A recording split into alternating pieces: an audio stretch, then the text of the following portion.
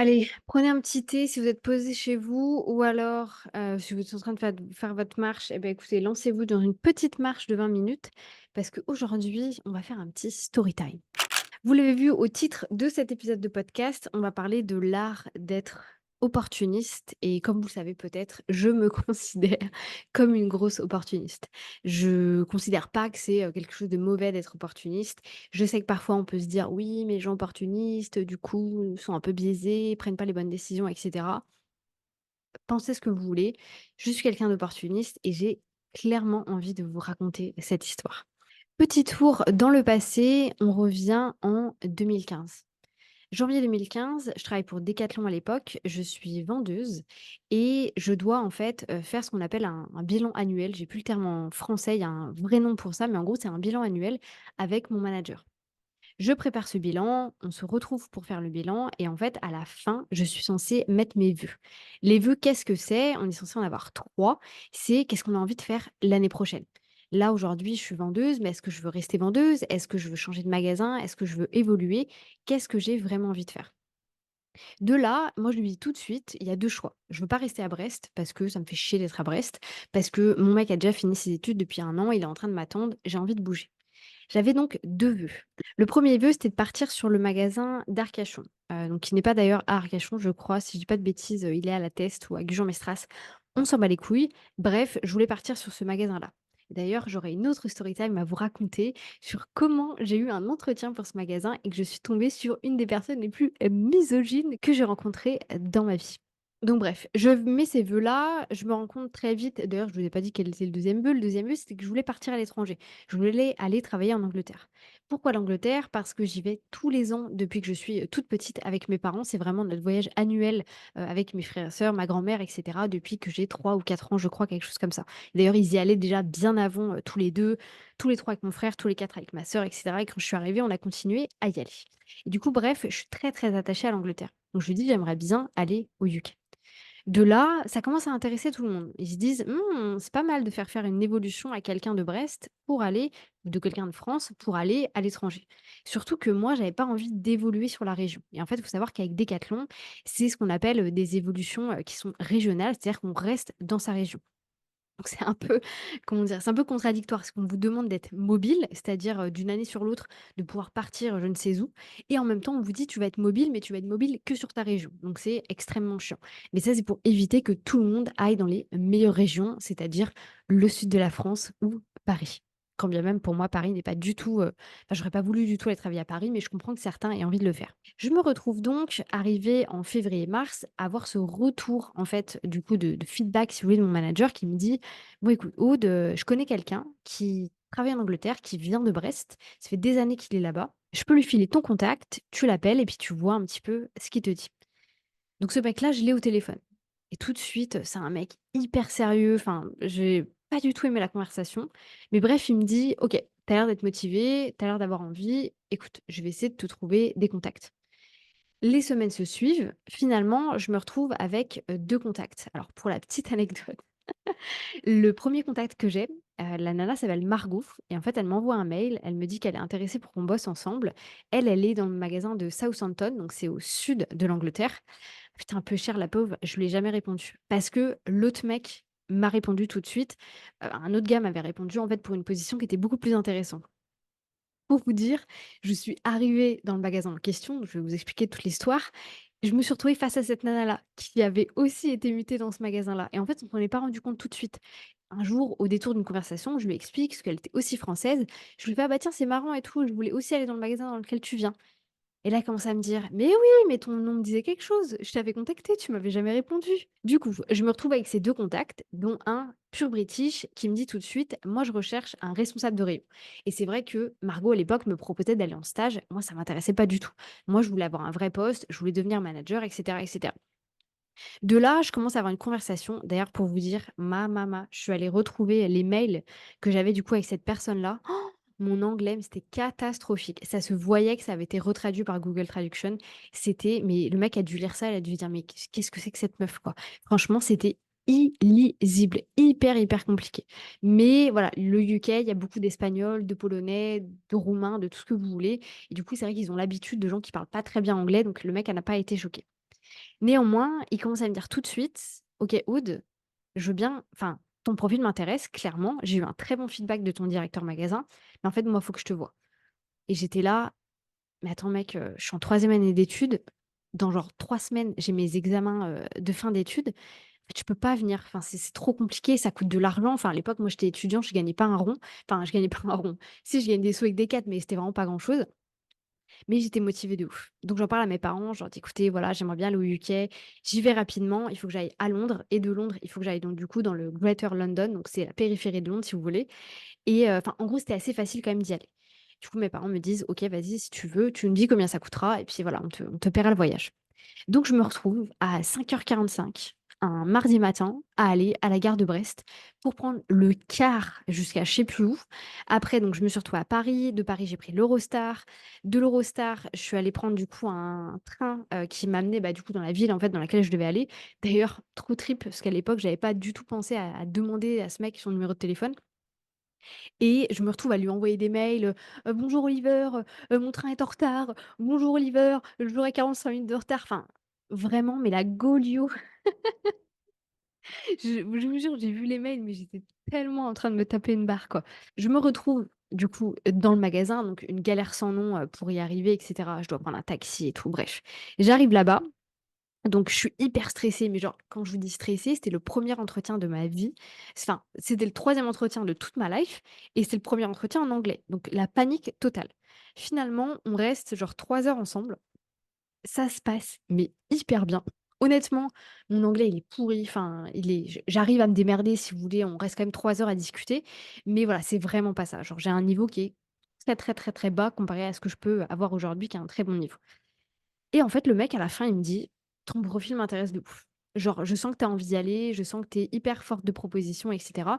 À savoir que en gros, c'était un peu du cheat, hein, mais mon manager m'avait vraiment dit: «Il faut que tu fasses ressortir 2 choses.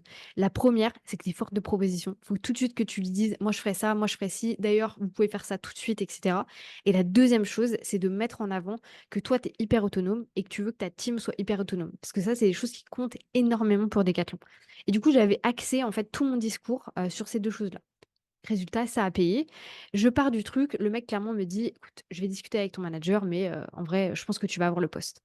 Donc je pars de ce truc-là, je me souviens d'être vraiment dans le sas en fait de sortie du magasin, mais en folie. Je m'étais connectée à la Wi-Fi du coup pour, appeler Léo, parce qu'en fait j'avais même pas internet, j'avais rien. Enfin, c'était n'importe quoi. Presque en train de pleurer, j'étais tellement, bah, excited. Vous voyez vraiment quand vous êtes là comme ça là? Enfin, j'étais en folie. Et du coup, bref, ça se passe très bien. Je décide d'aller, je crois, jusqu'à la gare, à pied, parce que j'avais envie de me détendre un petit peu et cetera et en vrai, c'était au mois de mai, il faisait assez jour, il faisait assez chaud, enfin, en vrai, j'ai profité. Donc je me suis barrée, je suis allée à Londres, j'avais pris une chambre d'hôtel, à Londres. Misérable, le truc, j'ai aucun souvenir. Je crois que les chiottes, la salle de bain et tout étaient en dehors du truc, enfin, bref, c'était un scandale. Je crois que j'ai même pas mangé ce soir-là, tellement j'étais, ouais, excited et cetera et en fait, c'était la première fois que je voyageais toute seule et en fait, honnêtement, j'avais peur. J'étais à Londres, j'avais un petit peu peur, je savais pas trop où j'étais. Je pense que j'avais pas pris le meilleur hôtel, du monde et du coup, je stressais un petit peu donc j'étais pas ressortie après, si je dis pas de bêtises. Enfin, je sais plus comment ça s'était passé et du coup, bref, le lendemain, j'avais mon Eurostar à 6 heures du matin donc je suis partie hyper tôt et j'ai repris, l'Eurostar. J'ai grave bouffé dans l'Eurostar. Je me souviens d'avoir acheté plein de trucs chez Marks& Spencer à la gare de Saint-Pancras. Donc je suis rentrée chez moi, j'arrive, et cetera, tout ça, tout ça. Le temps que j'arrive chez moi, le mec avait eu le temps de contacter mon directeur magasin. Mon directeur magasin avait eu le temps de lui faire un retour et j'avais une proposition d'emploi où il me disait: «Voilà, je veux que tu sois, dans telle position et tout machin». Enfin, c'était un truc de malade mental. S'en est suivi beaucoup, beaucoup de, comment on appelle ça? De négociations parce que lui, il voulait que j'arrive genre maintenant, là, tout de suite et j'étais là: «Bah, écoute mon ami, je t'ai bien dit que j'avais mes examens, enfin, moi, il faut que je passe mes examens. Si tu veux, je suis en troisième année d'école de commerce, je vais pas me tirer maintenant». Donc je lui ai dit: «Il faut que je passe mes examens et ensuite, il faut que je vois avec mon directeur magasin, en fait, comment ça se passe». De là, le magasin dans lequel je voulais aller en Angleterre n'était, pas ce qu'on appelle un magasin saisonnier. C'est-à-dire, c'est pas un magasin qui est au bord de l'eau dans lequel, l'été, c'est hyper important parce que, bah, toute la partie, eau est vraiment importante. Là, on était vraiment à Londres, donc il y a pas de saisonnalité. Donc clairement, quand il m'a dit: «Il faut que tu viennes parce que, voilà, on va avoir un gros été et cetera». Mon directeur magasin actuel français m'avait dit: «C'est du mytho, c'est juste qu'il a envie que tu viennes tout de suite». Et du coup, en fait, ça, ils ont géré ensemble. Moi, j'ai pas, en fait, je voulais pas être au milieu parce que j'avais peur de, en gros, perdre le job. Et du coup, j'avais demandé à mon directeur magasin: «Est-ce que tu peux voir avec lui? Enfin, organisez-vous, en fait, pour que moi, je puisse partir, de la meilleure manière possible». Finalement, on s'entend et je me retrouve à partir le, début août. Donc j'arrive en Angleterre le 5 août. Mais avant ça, il y avait un autre truc par lequel je devais passer, c'était de convaincre, mon conjoint. Alors en soi, il était convaincu à 90, mais bah, moi j'avais vu l'area dans lequel était, si vous voulez, le magasin. C'était pas jojo, enfin voilà, c'était vraiment, la périphérie de Londres et je savais pas s'il allait vraiment kiffer et j'avais pas envie de lui imposer ça. Du coup, et là, j'arrive sur une autre histoire parce que vraiment c'est assez n'importe quoi. Aujourd'hui, je vous raconte ma life, hein, je vous préviens, c'est pas un podcast comme d'habitude. Je vous raconte vraiment ma life. Mais, en gros, je dis à mon mec: «OK, on va aller», donc là, on est genre le 15 juin, 15 mai, pardon. Je lui dis: «Le mois prochain, on va aller en Angleterre». Donc on prend l'avion, on va jusqu'à, tel aéroport et du coup, comme ça, on va à Grays, c'est là où on devait aller vivre. Comme ça, tu vois ce que c'est et en fait, on dit oui ensemble parce que moi, je vais pas dire oui si, en fait, tu veux pas venir et que tu penses que ça va être trop compliqué et cetera et cetera. Donc on s'entend là-dessus. On devait partir genre le lundi matin, je pense? Un truc comme ça, genre le lundi matin parce que j'avais plus école ou un truc comme ça. Et lui, à l'époque, c'était, si je dis pas de bêtises, c'était cassé le pouce, du coup, il travaillait plus. Non, c'était l'été d'avant. Donc bref, en gros, il travaillait pas à ce moment-là, donc on pouvait partir comme on voulait. On book nos trucs, tout se passe bien. De là, pas mon directeur magasin, mon manager me dit: «Écoute Aude, on aimerait bien faire un mud day». Je sais pas si vous voyez ce que c'est un mud day? C'est en gros une course, donc nous à l'époque c'était à Rennes, si je dis pas de bêtises, 13 kilomètres et en fait il y a des obstacles dans la boue. Donc vraiment le truc, enfin, c'était juste pour le fun, quoi. Et il me dit: «J'aimerais bien qu'on fasse ça avec 2 autres membres de l'équipe, Elodie et Silvio». Et je lui dis: «Bah, tu sais quoi? Vas-y, let's go, enfin, tu sais, ça va être marrant et tout. En plus, moi, je vais m'en aller». Enfin, c'est cool, tu vois? Pour finir un peu mon expérience, avec Decat. Donc on organise tout ça. Ça devait pas se passer le samedi matin, donc trop cool. Ça se passe le samedi matin. Moi, le lundi matin, je pars au UK. Donc Léo, il commençait à me dire: «Putain, fais gaffe et tout, enfin, tu sais, te pète pas un truc ou quelque chose comme ça». Donc, vous auriez vu la gueule dans laquelle je suis revenue, j'étais éraflée de partout. Mais c'est pas tout. Parce que du coup, on prépare ce truc-là et en fait, ce qui se passe, c'est que au même moment, donc là, on était en 2015, en 2014, fin 2014, donc au 31 décembre 2014, le magasin dans lequel j'étais, le Decathlon de Brest, fait un record, au niveau chiffre d'affaires, donc qui n'avait jamais été fait sur le magasin avant. Et en fait, de là, il y avait d'autres magasins qui s'étaient arrivés, parce que 2014 a été une très, très bonne année pour Decat. Et en fait, il y avait une rumeur comme quoi les magasins qui avaient réussi à faire tant de chiffre d'affaires, enfin tant de progression, allaient aller à Disneyland. Donc c'était un peu, voilà, la rumeur, on en parlait pendant des mois, on va aller à Disneyland et cetera. Et en fait, les gens de la structure, donc le directeur magasin, service clientèle et cetera, faisaient que nous dire: «Non, non, mais c'est pas du tout, le magasin de Brest qui va faire ça. Je crois que le magasin de Vannes en a parlé, mais Brest, ça va pas arriver en fait, on va pas le faire». Du coup, bah, tout le monde était un peu déçu et tout le monde se disait: «Bon, bah, OK, c'est pas grave, il y aura un autre truc, tu vois? On va faire une soirée». Enfin, avec Decat, ils aimaient bien faire des soirées. Finalement, ils nous annoncent un peu de but en blanc: «Bon les gars, dimanche, X, tout le monde, enfin, du coup, samedi soir, 18h, tout le monde dans un bus, on part à Paris. Le lendemain, on se tape Disney et le soir, on rentre». Et du coup, tout le monde, est chez soi le lundi dans la nuit, quoi. Et là, là, je commence à faire les calculs et les calculs étaient pas bons, en fait. Parce que du coup, je me retrouvais le samedi matin à aller au Mud Day, le dimanche à aller à Disneyland et le lundi matin à prendre l'avion pour aller, du coup, en Angleterre. Je commence à faire mes petits calculs et cetera. C'est un peu compliqué. Enfin, franchement, c'est grave tendu. Donc finalement, on décide de décaler notre voyage au mardi, juste pour que moi j'ai le lundi en fait pour récupérer si jamais il y avait besoin. Ou surtout, c'était surtout ça, s'il y avait une merde en fait dans le, comment dire, avec le car et tout, le fait qu'on devait rentrer bah, du coup dans la nuit de Paris, parce que bah, on sait jamais un petit peu ce qui peut se passer. Donc bref, on décale ce truc-là. Mais c'est pas tout. C'est pas tout parce que le jour arrive, on va au Mad Day. Et en fait, on réfléchit pas. Mais genre aucun de nous ne réfléchit. C'est-à-dire que pour, recontextualiser, le mode date est en mode, voilà, tu as un truc sur la tête, un bandeau, tu as des traces sur le visage et cetera. Enfin, c'est vraiment en mode, un peu militaire et du coup, on se fait tout ça, genre les traces sur le visage et tout. Et donc là, encore une fois, on est au mois de mai. Enfin non, on est au mois de juin, pardon, on est au mois de juin. Donc il commence à faire beau quand même en Bretagne. On fait notre mode day, donc ça nous prend genre 3 heures, mais en même temps, franchement, c'est compliqué. À part mon manager Laurent qui fait genre 1,90 m, moi, Silvio et Elodie, on est en dessous du 1,60 m. Silvio peut-être un peu plus.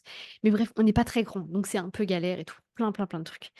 On fait notre truc et en fait, à la fin, genre vraiment, on commence à se débarbouiller et tout pour enlever ce qu'on s'est mis. Et là, Elodie, elle me dit: «Non mais là, Aude, il y a un problème avec ton visage». Et j'étais là: «C'est-à-dire? Il y a un problème avec mon visage?» Elle me dit: «Bah, tu genre là, tu as le visage gonflé, tu as le visage très, très, très rouge. Genre je pense que tu as pris le pire coup de soleil de ta life». Et c'était vrai. J'avais pris en fait un coup de soleil, j'avais une brûlure énorme sur tout le front. Alors là, vous le verrez pas, je vais vous faire un gros plan tout à l'heure pour ceux qui regardent sur YouTube, mais en gros, sur tout le front, tout le côté, ici du coup, gauche de mon visage. Et en fait, ouais, j'avais eu une brûlure et j'avais presque fait une infection. De là, on est allé à Disneyland le lendemain et en fait, tout s'est passé hyper, hyper vite, ce qui fait que bon, bah, j'ai quand même mis de la crème solaire, mais on s'est quand même retrouvé en fait à être dehors en fait énormément, énormément de temps. Du coup, j'ai à moitié rebrûlé dessus et en fait, je suis partie en Angleterre, j'avais le visage mais si je retrouve une photo, je vous la mettrai ici, c'est dans l'avion où vraiment je suis brûlée, brûlée de chez brûlée. Et en fait, alors je sais pas si ça va se voir en caméra, mais depuis, heu ouais, je pense que ça se voit quand même. En fait, j'ai énormément de taches de rousseur ici et en fait, moi, j'avais pas du tout le visage comme ça de base. Je suis très, très blanche de peau et j'ai des taches de rousseur, genre sur le nez, mais pas autant ici. Et en fait, je me suis également retrouvée, ça vous le verrez jamais, avec une cicatrice, juste là. Ouais, ça se voit pas. Avec une cicatrice ici où vraiment ça a cloqué et tout. J'ai dû avoir un traitement, des antibiotiques, tout ça, tout ça. Et en vrai, aujourd'hui, j'en rigole, enfin, ça me fait marrer et cetera. Mais c'est voilà, c'est vrai qu'avec du recul, c'était n'importe quoi. Et d'ailleurs, alors vous l'avez peut-être vu, mais en fait, j'ai une partie de mon sourcil ici, où là, par contre, je ne prends pas de coup de soleil. Donc pour le coup, là, j'avais vraiment une trace, pendant le mud day, ce qui veut dire que j'ai pas du tout pris de coup de soleil à ce niveau-ci. Et en fait, depuis, quand je prends beaucoup de soleil et que j'ai des taches de rousseur, j'ai vraiment une trace blanche au-dessus du sourcil. Enfin, moi, je le vois, ça se voit peut-être pas pour tout le monde, mais moi, je le vois vraiment. Ce podcast, c'était n'importe quoi. J'avais trop envie de vous raconter cette histoire parce que, je sais pas, je trouve ça trop cool, ça change de ce que je peux faire d'habitude et pour revenir au sujet, parce que la base, c'était on parlait d'opportunisme, c'était de vous dire que dans la vie, faut être opportuniste, ça c'est sûr. Faut prendre vos propres décisions et surtout, faut pas, en fait, si on regarde tout le cheminement de tout ce qui s'est passé, à chaque fois, j'aurais pu me trouver des excuses pour ne pas aller faire un truc ou un autre, pour ne pas aller jusqu'en Angleterre, pour ne pas, comment dire? Mon mec aurait pu me dire: «Non, j'ai pas envie d'y aller» et la conversation se serait arrêtée là. En fait, il y aurait pu avoir énormément, énormément de raisons pour que, cette aventure ne démarre pas et d'ailleurs, c'est que le début de l'aventure, hein, parce que, j'ai fait donc 1 an dans ce décathlon-là. Ensuite, j'ai été faire une autre année et demie dans un autre et encore une autre année et demie dans un autre. Donc honnêtement, soyez opportuniste. Ne voyez pas ça comme une mauvaise chose, mais alors au-delà du fait d'être opportuniste, surtout, ne vous cherchez pas d'excuses. Moi, c'est quelque chose que j'ai jamais fait, je sais pas pourquoi, c'est juste comme ça fait partie de ma vie et je sais que c'est ça qui m'a permis d'être là où j'en suis aujourd'hui. Parce que je me suis jamais dit: «Ah mais non, je peux pas faire ça. Ah mais non, telle personne ou telle personne». Si je devais convaincre quelqu'un, j'allais convaincre quelqu'un. Si je devais me retrouver dans la même pièce que quelqu'un, j'allais me retrouver dans la même pièce que quelqu'un. Si je voulais avoir un job ou un autre, j'allais avoir un job ou un autre. Et d'ailleurs, j'ai toujours eu tous les postes que je voulais, absolument tous les postes. Bref, je vous laisse là-dessus sur ce podcast un peu particulier. D'ailleurs, je vous fais un petit teasing, si vous voulez, je vous le fais la semaine prochaine. Dites-moi si, comment dire? Dites-moi si vous voulez que je vous raconte l'histoire ou plutôt comment je suis arrivée à Decathlon Thaïlande. Et pour vous donner un petit avant-goût, j'ai obtenu ce poste à Decathlon Thaïlande grâce à un post qui avait été fait sur un groupe Facebook à l'époque qui s'appelait «Tu sais si tu as travaillé chez Decathlon, quand?» Je pense que vous voyez ce genre de post. «Tu sais si tu as fait tel truc, quand?» C'était un vieux groupe qui existait à l'époque et j'ai réussi à avoir un poste, à être mutée là-bas grâce à un post qui n'avait même pas été fait par moi sur ce vieux groupe Facebook complètement pourri. N'hésitez pas à me dire si vous voulez avoir cette histoire-là aussi et si jamais ce podcast vous a plu, de toute façon je le verrai dans les comment dire? Je le verrai dans les trucs si jamais ça vous plaît pas du tout, donc on verra bien. Je vous laisse là-dessus, je vous souhaite une bonne journée, une bonne matinée, une bonne soirée, peu importe quand est-ce que vous allez écouter cet épisode de podcast et je vous dis à bientôt pour un nouvel épisode.